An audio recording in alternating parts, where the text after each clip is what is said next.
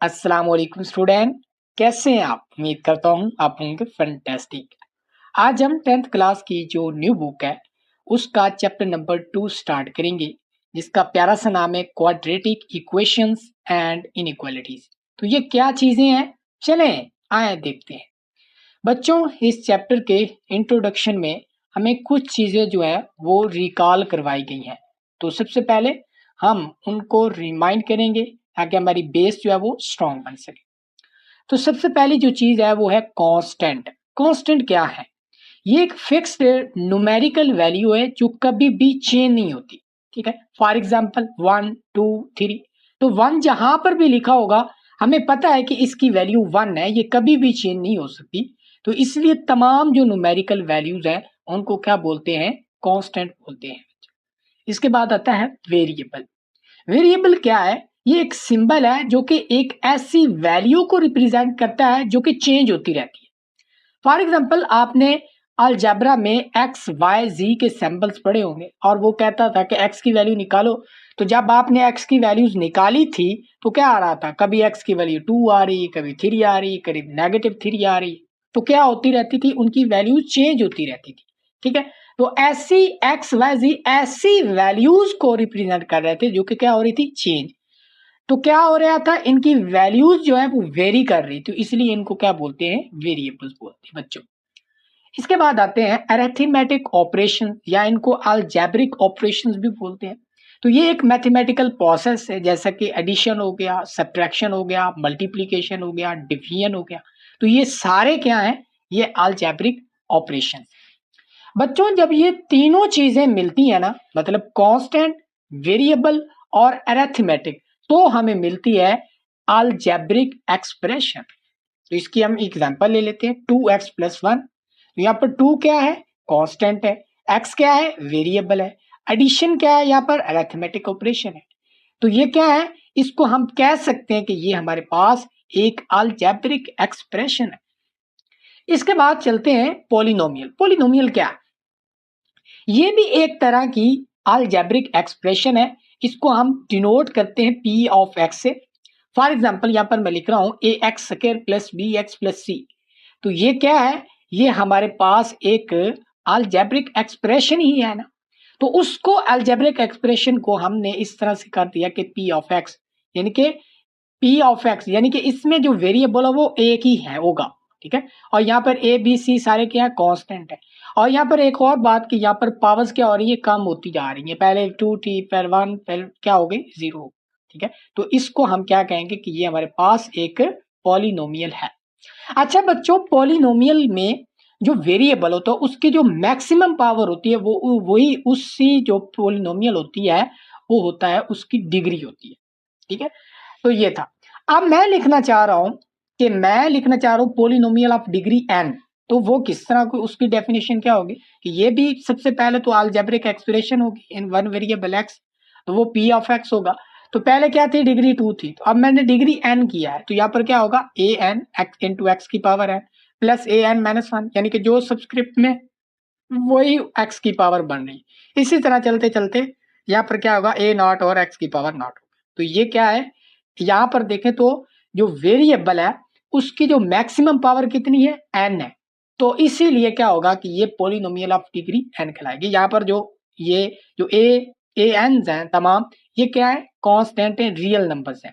और यहाँ पर जो पावर्स हैं, ये जो वेरिएबल्स की पावर्स हैं वो क्या है?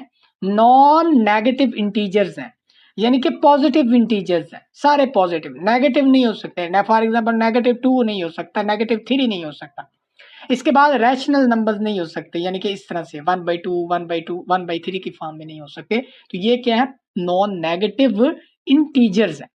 इसके बाद यहाँ पर देखें तो ये जो तमाम, अगर यहाँ पर जो ए एन है ये वाला, अगर ये डज नॉट इक्वल टू 0 है तो देन ये क्या, ये जो पॉलिनोमियल है ये क्या कहलाएगी बच्चों? ये पॉलिनोमियल ऑफ डिग्री n कहलाएगी।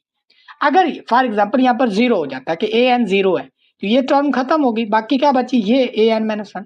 अब हम ये लेंगे कि अगर ये a n minus 1 does not equal to 0 है, ये तो पहले खत्म हो चुकी है ना। अगर ये 0 के इक्वल नहीं है तो तब डिग्री क्या होगी? n minus 1। ठीक है, तो ये था हमारे पास पॉलिनोमियल ऑफ n डिग्री। ठीक है, हम इसकी एक एग्जांपल ले लेते हैं यहाँ पर। P of x is equal to 5x² plus 3x plus 7। तो ये क्या है, एक पॉलिनोमियल ही है। अब यहाँ पर पॉलिनोमियल की डिग्री कितनी है, 2 एग्जैक्टली। अच्छा बच्चों, अब हम नेक्स्ट जो है हमारा जो आज का चैप्टर है उसका नाम जो है वो क्या है, क्वाड्रेटिक। तो क्वाड्रेटिक इक्वेशन को हम देखते हैं। अब इन्हीं चीजों को बेस बनाते हुए इसको देखते हैं। बच्चों, जो क्वाड्रेटिक इक्वेशन है वो दरअसल एक सेकंड डिग्री की पॉलिनोमियल इक्वेशन है।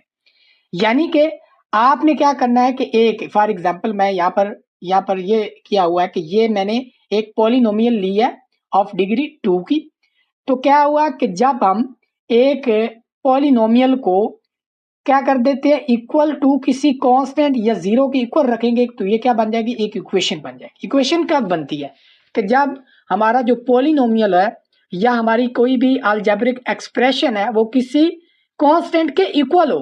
तो जब भी इक्वल होगा ना इन्वॉल्व, तो वो क्या बन जाएगी, एक इक्वेशन बन जाएगी। तो हमारी जो क्वाड्रेटिक इक्वेशन है ये सेकंड डिग्री की दरअसल polynomial equation in one variable है। ठीक है, यहाँ पर आप देख लें कि जो क्वाड्रेटिक इक्वेशन की स्टैंडर्ड फॉर्म होगी वो ये होगी। और यहाँ पर बताया जाएगा कि क्योंकि जो ए है वो क्या होगा, नॉन जीरो होगा। यहाँ पर क्या करना है, नॉन जीरो, तब भी ये क्या होगा, फिर एक्स की पावर 2 होगी तो तब भी हम उसको क्या कहेंगे कि क्वाड्रेटिक। ठीक है, अच्छा यहाँ पर मुख्तलिफ एग्जाम्पल्स भी हैं क्वाड्रेटिक इक्वेशन की कि 2x² प्लस 3x प्लस 7। तो यहाँ पर देख लें तो डिग्री क्या है, 2 है। तो इसलिए हम क्या कहेंगे कि ये सेकंड डिग्री पॉलिनोमियल है। 2 को क्वाड्रेटिक इसलिए कहते हैं कि इसकी पावर क्या है, 2 है। क्वाड का मतलब होता है 2।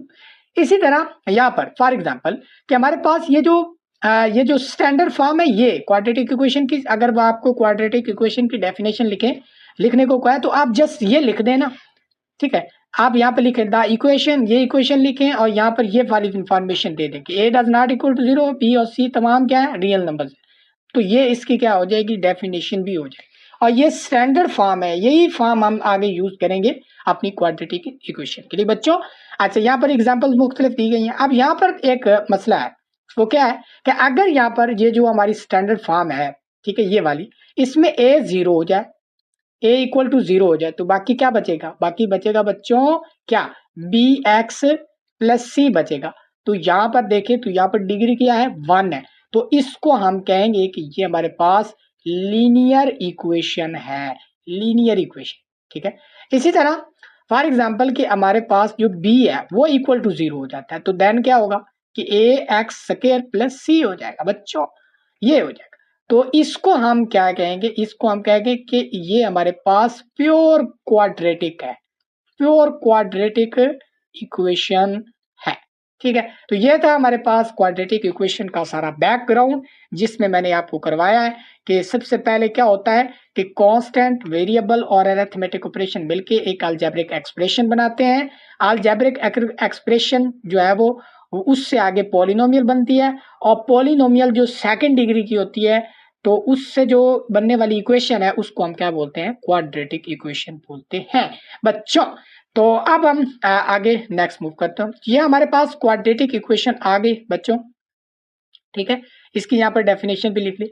अब हमने क्या करना है, इनको सॉल्व करना है, इनका सोल्यूशन फाइंड करना है। तो बच्चों क्वाड्रेटिक इक्वेशन के सोल्यूशन के जो मेथड है वो है टोटल 4।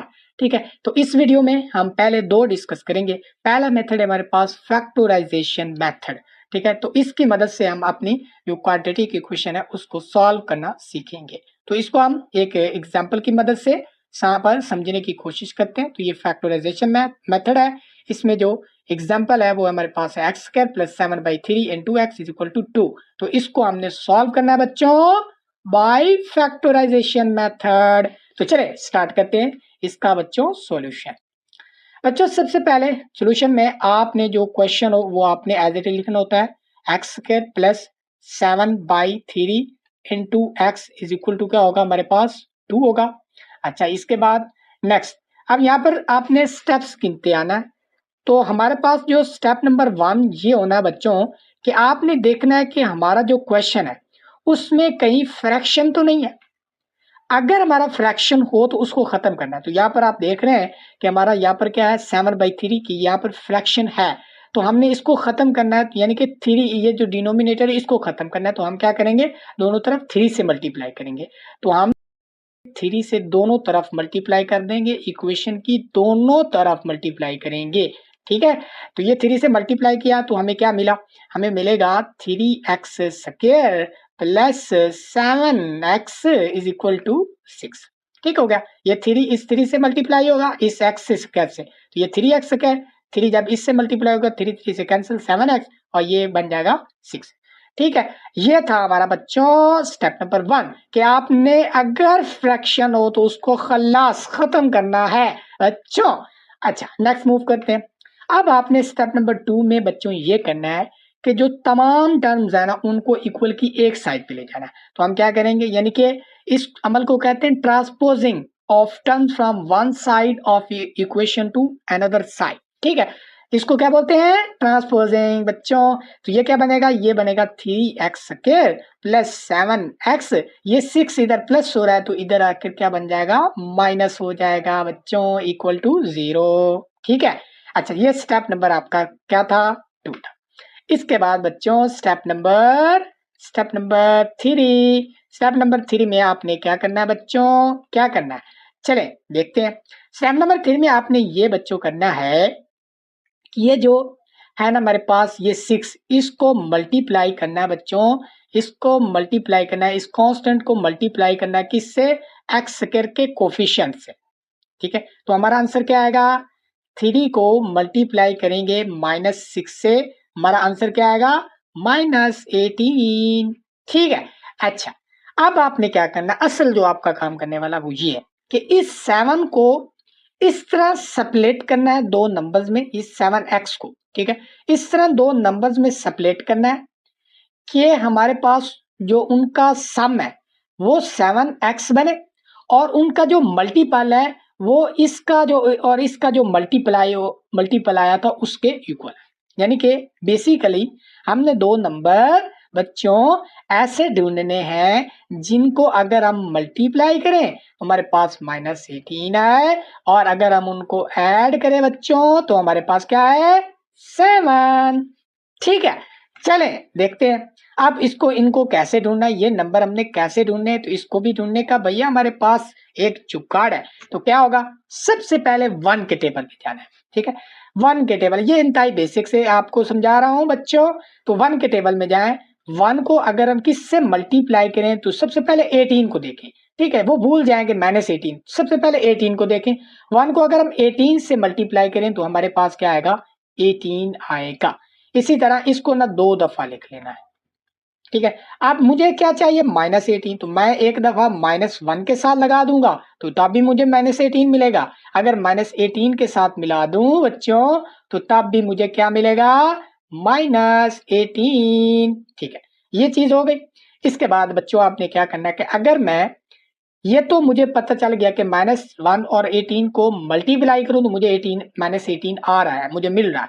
लेकिन अगर मैं इनको ऐड करूं बच्चों -1 प्लस 18 को तो क्या मुझे 7 मिल रहा है, तो ये तो 17 आ रहा है। तो इसका मतलब ये वाला पेयर तो मैं ये वाले दो नंबर्स -1 और 18 नहीं ले सकता, तो ये फ्लॉप हो गया बच्चों। इसके बाद इसको भी देख लेते हैं, 1 -18, तो इसको अगर हम प्लस करें तो ये तो -17 आ रहा है, तो ये भी हम नहीं ले सकते। तो 1 के टेबल में कोई दो नंबर नहीं है जिनको मैं लूं बच्चों तो हमारी रिक्वायरमेंट को फुलफिल करे। तो चले अब हम चलते हैं तीसरे, जो हमारा तीसरा 2 के टेबल में। तो हम देखते हैं यहाँ पर, अगर मैं 2 को मल्टीप्लाई करूं क्या किससे, 9 से, तो हमारे पास क्या आएगा, 18 आ जाएगा। इसी तरह इसको भी आपने 2 दफा बच्चों लिख लेना है। अब मुझे क्या चाहिए, 19, तो एक दफा 2 के साथ -2 लगाऊंगा, इसके साथ इसके बाद -9 के साथ लगाऊंगा, तब भी मुझे -18 मिलेगा। अब जरा देखिएगा बच्चों, अगर मैं -2 और +9 करूं तो क्या मुझे क्या मिल रहा है, 7। तो डेफिनेटली यही तो हमें चाहिए था कि हमें दो नंबर ऐसे चाहिए थे जिनको अगर हम मल्टीप्लाई करें तो हमारे पास -18 आए और जिनको अगर हम ऐड करें तो क्या है, 7 आए। तो हम क्या लिख सकते हैं, 7 की जगह पर -2 और 9 लिख सकते हैं। तो ये देखें हमने इस इक्वेशन को एज इट इज लिखना है आपने 3x²। ये जो 7 है इसकी जगह पर बच्चों ये क्या था 7x था, ठीक है। तो 7 की जगह पर क्या लिखा -2 + 9, तो इनटू क्या बनेगा x, तो क्या बनेगा -2x + 9x। तो यही चीज हमने क्या कर ली, यहाँ पर लिखेंगे -2x + 9x और ये क्या बन जाएगा -6 इज इक्वल टू 0। ठीक है, यही चीज आपने करना है कि आपने क्या कर लिया, यहाँ पर देख सकते हैं 7 को जस्ट सब्ट्रैक्ट किया है दो ऐसे नंबर्स में जिनको अगर हम प्लस करें तो 7 है, जिनको मल्टीप्लाई करें तो वो इन दोनों के मल्टीपल के इक्वल हो। ठीक है बच्चों, ये था आपका प्यारा सा स्टेप, नन्ना मुन्ना सा स्टेप नंबर 3।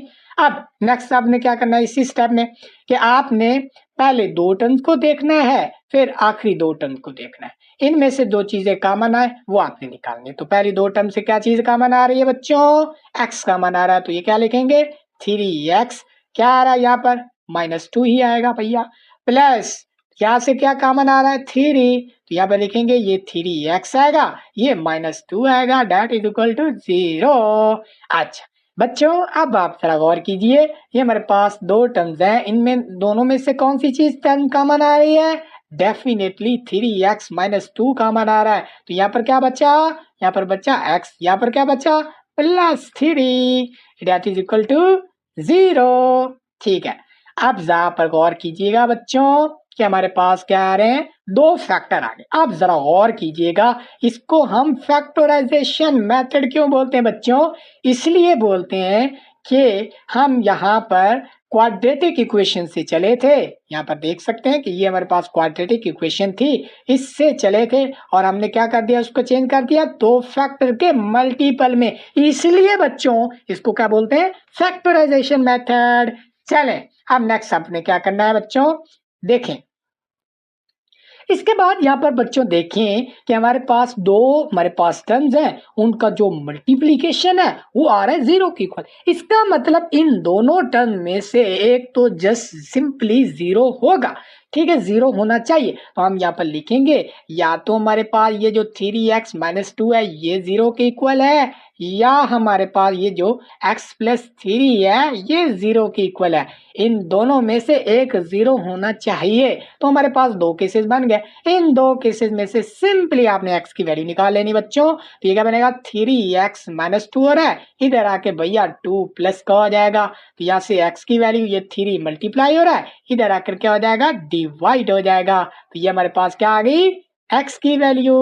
इसके बाद यहाँ पर देखें तो ये क्या आ रहा है 3 प्लस का है, इधर आकर क्या हो जाएगा माइनस का। तो ये तो बहुत सिंपल है x की वैल्यू। तो हम यहाँ पर बता सकते हैं कि हमने बच्चों फैक्टराइजेशन मेथड को यूज करते हुए x की वैल्यू निकाल ली है। एक हमने निकाल ली है 2/3 और एक हमने निकाली है -3। तो ये हमारे पास क्या आ गया x की वैल्यूज। ठीक है, तो ये कौन सा मेथड था, फैक्टराइजेशन मेथड। बहुत सा प्यारा मेथड जिसकी मदद से हमने अपने क्वाड्रेटिक इक्वेशन को सॉल्व किया है। इसके बाद बच्चों यहाँ पर आप देखें इसकी एग्जांपल नंबर 2 है, वो एग्जांपल नंबर 2 हम मैं इधर से ही करवाऊंगा आपको। सबसे पहले यहाँ पर देखें ये हमारे पास एक इक्वेशन दी गई है। ठीक है, तो अब हमने क्या करना था, सबसे पहले अगर मुझे क्वेश्चन में क्या मिले फ्रैक्शन नजर आए तो उसको खल्लास खत्म करना है। तो यहाँ पर दोनों तरफ डिनोमिनेटर है, तो इनके क्या कर लें 2 और x का क्या लेंगे एलसीएम, 2 और x का भैया एलसीएम लो, 2/2 यहाँ पर x आएगा तो फिर 1 आएगा। तो ये तो 2x आ रहा है, तो 2x को दोनों तरफ मल्टीप्लाई कर दो।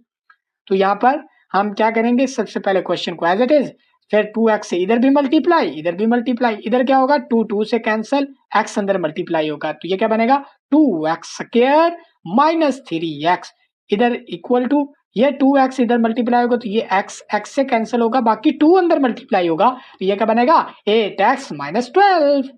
यहाँ पर देखें तो ये क्या होगा 2x एज इट इज आएगा, ये -3x है और ये जो 8x इधर आकर -8x बनेगा, तो ये क्या बन जाएगा -3x और -8x, that is equal to -11x, ये -12 है तो इधर आकर क्या बनेगा प्लस का 12 दैट इज इक्वल टू 0। तो ये हमारे पास क्या आ गई क्वाड्रेटिक इक्वेशन आ गई है। अब हमने क्या करना है, जो ये एंड वाला क्वेश्चन है, एंड वाला कांस्टेंट है, इसको मल्टीप्लाई करना है एक्स स्क्वायर के कोफिशिएंट के साथ। तो हमारा आंसर बच्चों क्या आएगा, वो हमारे पास आएगा 24।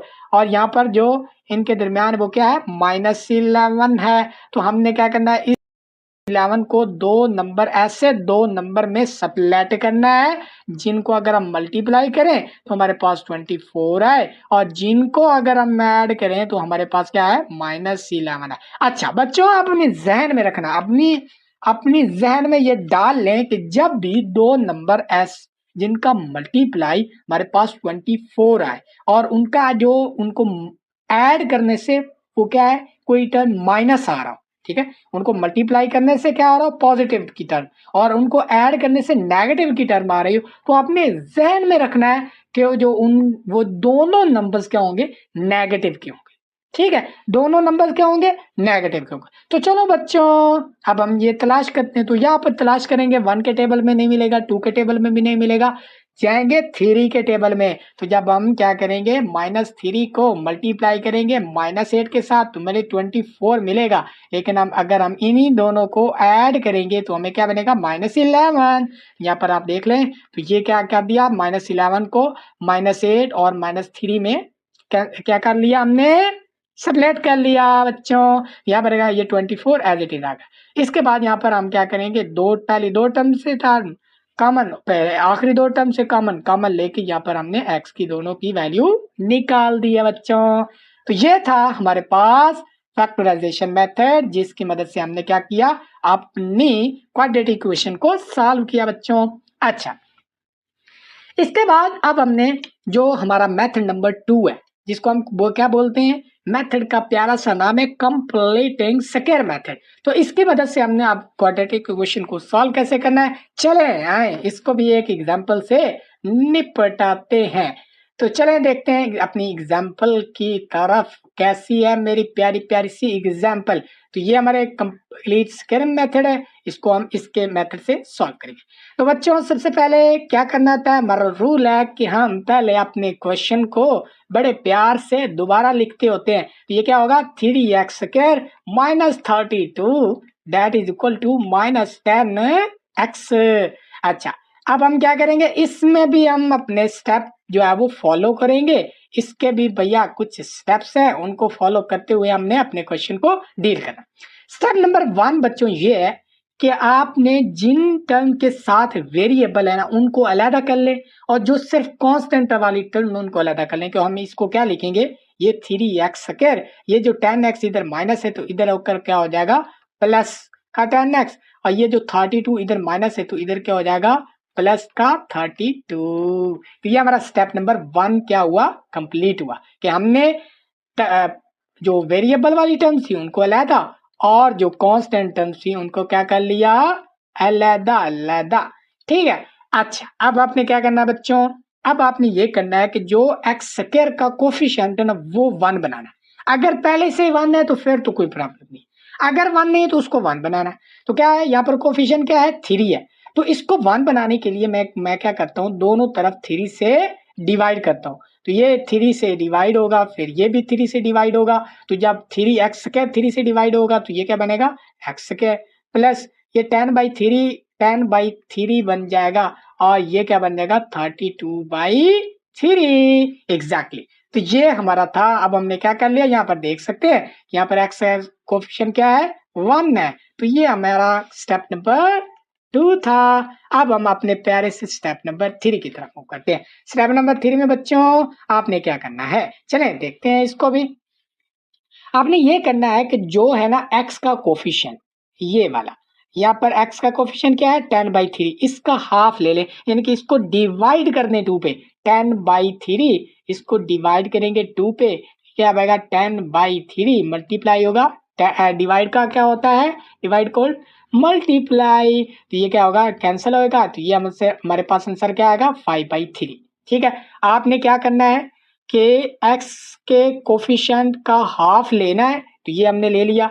अब इसका स्क्वायर करके इक्वेशन की इस साइड पे भी ऐड कर दे, इस साइड की पर भी ऐड कर दे, तो हम क्या करेंगे, ये एक्स स्क्वायर है प्लस 10/3 इंटू एक्स है, इधर भी हम ऐड करेंगे 5/3 यानी कि 10x के कोफिशिएंट के हाफ का स्क्वायर, और इक्वल की इस साइड पे भी हम यही करने वाले हैं, क्या कि हम ऐड करेंगे x के कोफिशिएंट के हाफ का कोफिशिएंट का स्क्वायर।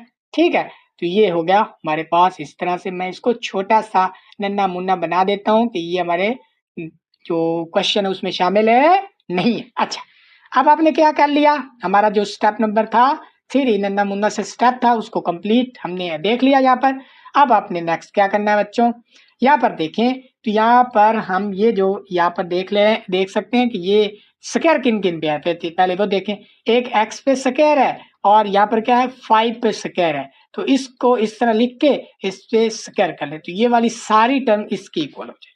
ठीक है, ये सिंपल मेथड है। अच्छा, अब आप कॉन्सेप्ट लेना चाहेंगे तो कंसेप्टली इसको देख सकते हैं। अब मैं इस पूरी टर्म को क्या लिख सकता हूँ बच्चों, क्या लिख सकता हूँ, इसको मैं लिख सकता हूँ x square plus 2 into x into 5/3 plus 5/3 का होल स्क्वायर। यहाँ पर आप देखें ना, 2 को मल्टीप्लाई करेंगे 5 से तो 10 आएगा, 10/3 इंटू एक्स, तो यही नहीं है, ये थी x square as it is ना, ये 5/3 का स्क्वायर है ना। तो यहाँ पर आप देखें तो ये फार्मूला कौन सा बन रहा है, एक्स का square plus 2 into x into 5/3 और आगे क्या है 5/3 का स्क्वायर, तो ये क्या बनेगा एक्स प्लस 5/3 का होल स्क्वायर। तो आपने सिंपल इस तरह से भी आप कर सकते हैं, यानी कि पहले उसको स्क्वायर की शक्ल में ला सकते हैं, या आप सिंपल देखें कि जिन जिन पे स्क्वायर है उनको ऐड करें, उसका स्क्वायर ले लें तो ये उस टर्म के इक्वल हो जाएगा। अच्छा, या तो भाई खत्म हो गया मामला हमारा। इसके बाद नेक्स्ट मूव करते हैं बच्चों। अब हमने इक्वल की इस साइड पे क्या करना है, ये 32 है बाई हमारा 3 है प्लस ये 25 बनेगा, स्क्वायर ओपन करेंगे ये हमारा बनेगा 9। अच्छा, अब हमने अगले नेक्स्ट स्टेप में क्या करना है, स्टेप में जाने से पहले भैया इसको सिंप्लीफाई तो कर लो थोड़ा, तो करेंगे। यहाँ पर x प्लस 5/3 है, इसका होल स्क्वायर है, इसको अगर हम करें तो क्या बनेगा 9 एलसीएम आएगा, तो ये 3 को मल्टीप्लाई करेंगे 3 6 और 9 प्लस यहाँ पर क्या बनेगा 25, तो ये हमारे पास 121/9 बनेगा। ठीक है, तो ये हमारा स्टेप नंबर 3 कंप्लीट हुआ बच्चों। नेक्स्ट जो हमारा स्टेप नंबर प्यारा सा स्टेप नंबर 4 होना, उसमें आपने क्या करना है, उसी में आपने ये करना है कि यहाँ पर स्क्वायर बन गया, यहाँ पर देखें ना तो ये हमारा उस क्वाड्रेटिक इक्वेशन को सॉल्व करते हुए हमने एक स्क्वायर बना लिया, इसीलिए इसको क्या बोलते हैं, कंप्लीटिंग स्क्वायर बोलते हैं, कंप्लीटिंग स्क्वायर मेथड बोलते हैं, क्योंकि हमने क्या कर लिया अपनी क्वाड्रेटिक इक्वेशन को यूज करते हुए एक कंप्लीट स्क्वायर कर लिया, इसलिए इसको कंप्लीटिंग स्क्वायर भी बोलते होते हैं। अच्छा बच्चों, अब हमने नेक्स्ट क्या करना है, हमने दोनों तरफ स्क्वायर रूट ले लेना है, तो स्क्वायर रूट लेंगे, इधर भी स्क्वायर रूट लिया तो ये क्या बना x प्लस 5/3 का होल स्क्वायर, इधर भी स्क्वायर रूट लेंगे तो ये 121/9 का स्क्वायर रूट। ठीक है, इसका स्क्वायर रूट कैंसिल होगा तो ये हमारे पास आंसर आएगा प्लस माइनस x प्लस 5/3 का whole square, that is equal to, इसका स्क्वायर रूट इसको मैं लिख सकता हूँ ना, स्क्वायर रूट ऑफ 11/3 का होल स्क्वायर, यानी कि 11 का स्क्वायर 121 और 3 का स्क्वायर क्या बनेगा 9, तो इसका होल स्क्वायर मैं यहाँ पर लिख सकता हूँ, तो ये भी स्क्वायर रूट और कैंसिल हो जाएगा, इस वजह से कैंसिल होगा, तो ये क्या यहाँ पर बचेगा 11/3। क्लियर हो गया बच्चों। अच्छा अच्छा अच्छा, अब आपने क्योंकि मुझसे मैथ पढ़ रहे हैं तो आपको ये पता होना चाहिए कि यहाँ पर सर आपने यहाँ पर प्लस माइनस क्यों लगाया, यहाँ पर क्यों नहीं लगाया, इधर से भी स्क्वायर रूट खत्म किया आपने, यहाँ से भी किया, लेकिन इसके साथ प्लस माइनस लगाया, इसके साथ क्यों नहीं लगाया, इसके साथ आपने नाइंसाफी भैया क्यों की है, तो इसकी रीजन सुन ले बच्चों। बच्चों, जब भी आप किसी इंटीजर का पॉजिटिव इंटीजर का स्क्वायर रूट लेते हैं ना, तो उसका आंसर हमेशा पॉजिटिव आता है। ठीक है, अच्छा ये बात आप लोग समझ में आ गए। इसके बाद नेक्स्ट चले कि जब हमारा केस होगा ना इस तरह का कि वो किसी क्या हो वेरिएबल की इक्वल हो, ठीक है, तो तब हम जब स्क्वायर रूट लेंगे ना, इसका स्क्वायर रूट लेंगे ना दोनों तरफ, तो इसका आंसर प्लस माइनस 2 आएगा। ठीक है, रीजन क्या है बच्चों, रीजन मैं बताता हूं कि यहाँ पर हमने देखा कि एक्स स्क्वायर क्या है 4 के इक्वल है, तो यहाँ पर आप देखें नेक्स्ट देखें कि मैं x की जगह अगर 2 रख दूं 2 का स्क्वायर तब भी क्या आएगा 4 आएगा। इसी तरह -2 रख दूं x की जगह पे तब भी आंसर क्या आ रहा है 4 आ रहा है। इसका मतलब x का 2 भी हो सकता है -2 भी हो सकता है, इसलिए हम क्या करते हैं x इज इक्वल टू +-2। ठीक है, तो जब वो किसी वेरिएबल के इक्वल होगा ना, अब यहाँ पर एक और बात भी है, ये जो प्लस माइनस है ना, ये हम इस x के साथ भी लगा सकते हैं, यानी कि इस तरह से भी लिख सकते हैं। ठीक है, तो यहाँ पर ये था हमारा पास छोटा सा रीजन जो मैंने आपको बताया। तो हम नेक्स्ट अपने क्वेश्चन की तरफ मूव करते हैं। तो यहाँ पर हमने क्या किया, इसका स्क्वायर इधर प्लस माइनस लगाया, तो अब भी हमारे पास बच्चों दो केसेस बन गए। हमने अपने क्वेश्चन को दो केसेस में डिवाइड करना है। एक हमारा प्लस वाला यानी कि शांति वाला, वो क्या होगा x plus 5 by, oh sorry ये तो स्क्वायर रूट तो कैंसिल हो जाएगा ना, ये सॉरी सॉरी सॉरी, ये स्क्वायर तो कैंसिल हो गया स्क्वायर रूट के बाद। ठीक है, अच्छा नेक्स्ट मूव करें। यहाँ पर क्या बनेगा, ये x प्लस 5/3 ये इक्वल है 11/3 के, एक दफा होगा माइनस एक दफा होगा प्लस, तो यहाँ पर माइनस x प्लस 5/3 ये बराबर है 11/3 के। ठीक हो गया। अच्छा बच्चों नेक्स्ट आपने क्या करना है, सिंपल आपने x की वैल्यू निकालनी है। तो यहाँ पर x is equal to 11/3 minus 5/3, ये x is equal to 3 LCM 11 minus 5 ये आएगा माइनस, ये आएगा 6/3। इसको अगर हम कैंसिल करेंगे तो x क्या आएगा 2। सिंपल, तो x हमारा 2 आ गया। इसके बाद इसकी तरफ मूव करें, ये minus x minus 5/3 is equal to 11/3, तो यहाँ माइनस x ये इधर आकर प्लस होगा 11/3 प्लस 5/3, ये हमारे पास minus x is equal to 16/3, ये माइनस दोनों तरफ मल्टीप्लाई करेंगे तो x हमारे पास क्या आएगा -16/3। तो यहाँ पर आप देख सकते हैं एक x की वैल्यू ये है और एक x की वैल्यू ये है। हम देख सकते हैं कि हमने अपने कौन सा मेथड लगाया, कंप्लीटिंग स्क्वायर मेथड की मदद से x की वैल्यूज निकालनी। एक आ रही है 2 और एक आ रही है -16/3। तो ये हमारे पास था कौन सा मेथड, कंप्लीटिंग स्क्वायर मेथड। इसके कितने स्टेप थे 4, जिसकी मदद से हमने इसको सॉल्व किया। तो उम्मीद करता हूँ बच्चों आपको आज की वीडियो बहुत पसंद आई होगी और जो मैंने दो मेथड करवाए हैं वो आपको अच्छी तरह से समझ आए होंगे। अगर वीडियो पसंद आई है तो चैनल को भैया कर दे सब्सक्राइब, वीडियो को कर दे लाइक और अपने दोस्तों के साथ शेयर जरूर कीजिएगा और कमेंट सेक्शन में अपनी राय का इजहार कीजिएगा। तो मिलते हैं नेक्स्ट लेक्चर में न्यू 2 मेथड के साथ। तो मिलते हैं नेक्स्ट लेक्चर में, तब तक के लिए इजाजत दीजिएगा। अल्लाह निगहबान।